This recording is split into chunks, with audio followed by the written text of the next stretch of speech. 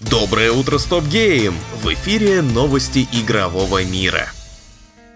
Вчера Microsoft провела презентацию Developer Direct. Игр показали немного, но зато это была пара свежих анонсов и еще несколько вкусных трейлеров. Пойдем сразу с козырей. id Software выкатила зрелищный геймплейный трейлер Doom The Dark Ages. Палач Рока, вооружившись щитом, кучей пушек и накинув на спинку мягкий меховой шарфик, крошит демонические отродья под тяжелый металл. Он разбивает щитом стены, швыряется им, отрезает монстрам головы, чуть-чуть полетал на драконе, а в конце наш палач садится в кресло управления гигантского меха-палача и сражается с таким же огромным демонюгой. Короче, сасно. Релиз ждем 15 мая на ПК, PS5 и Xbox Series. Koei Tecmo анонсировала четвертую Ninja Gaiden, первую трехмерную часть серии впервые за десяток лет. В новый Ninja Gaiden мы будем рулить двумя героями: бессменным Рюха Ябусой и новичком Якума из враждебного клана Воронов. Именно Якума выступает в роли центрального персонажа. Он будет сражаться со скверной темного дракона в футуристичном Токио. А что тут забыл Рю, мы будем узнавать постепенно по ходу действа. Сюжет является прямым продолжением Ninja Gaiden 3. По словам руководителя проекта, у вас никогда не возникнет ощущения, что враги победили нечестно. Разработчики обещают быстрое переключение между атакой и обороной, а также схватки 1 на 1, почти как в файтингах, а с новым приемом Кровавая баня мы сможем порубать в мясо сразу нескольких врагов. Выход планируется осенью этого года на ПК, PS5 и Xbox Series. А чтобы вы не скучали в ожидании, разработчики анонсировали и сразу же выпустили в релиз Ninja Gaiden 2 Black. Это ремейк второй части на движке Unreal Engine 5, который предлагает все то же самое, только с обновленным графоном. Игра доступна на тех же платформах.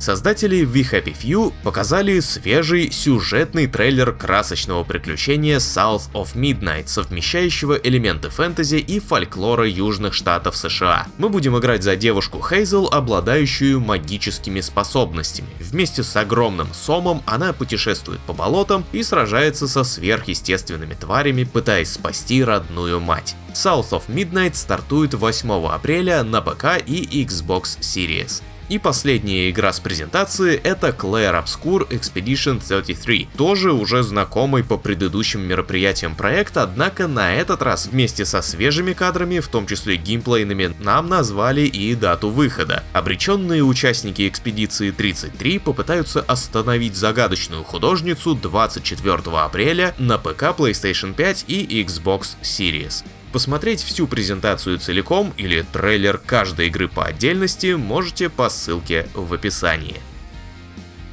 Осенью прошлого года сразу 3 студии, независимо друг от друга, анонсировали своих духовных наследниц Disco Elysium. Одна из этих студий вчера рассказала про свою игру. Называется она Hope Town. Действия развернутся в шахтерском городке, который ожидают увядания и перемены. Героем выступит журналист-бунтарь, провокатор со склонностью к саморазрушению, считающий человечество жестоким и эгоистичным. И как неуравновешенный циник, он обожает давить на больные места, манипулировать и смотреть на результаты своих действий. Создатели заявляют, что Hope Town сочетает эмоциональную глубину Disco Elysium с философскими темами и сложным повествованием Planescape Torment. В разработке принимают участие 7 специалистов, трудившихся над Disco Elysium, а также несколько девелоперов, в чьих портфолио числится Ведьмак. Игроки будут не только решать загадки и собирать предметы, но и погружаться в изувеченную душу протагониста. Благодаря местной ролевой системе мы сможем создавать истории, которые сформируют облик не только нашего персонажа, но и всего мира. Каждое слово и каждый поступок в Hope Town имеют значение. В данный момент авторы готовятся запустить кампанию по сбору средств.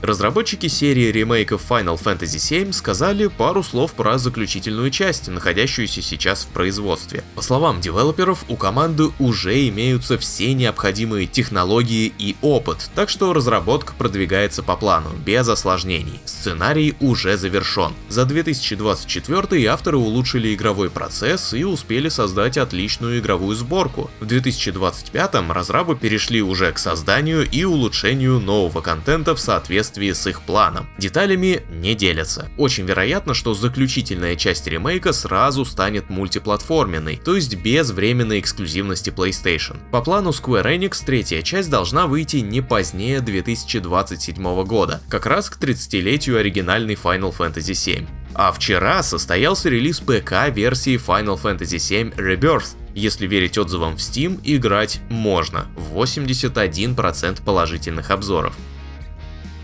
Авторы созерцательной гонки Art of Rally представили свою следующую игру Over the Hill. На этот раз нам дадут прокатиться по дикой местности. Необходимо будет искать порталы в новые области, выполнять задания, открывать новые транспортные средства, апгрейды и так далее. В игре реализованы суточный цикл, динамическая погода и правдоподобная деформация поверхностей. Помимо одиночного режима, в Over the Hill можно будет залипнуть в кооперативе на 4 персоны. В игре разрешается делать привалы и устраивать ламповые посиделки у костра, потягивая какао. По словам авторов, это приключение не о точке цели, а о пути к ней. Дата выхода пока неизвестна.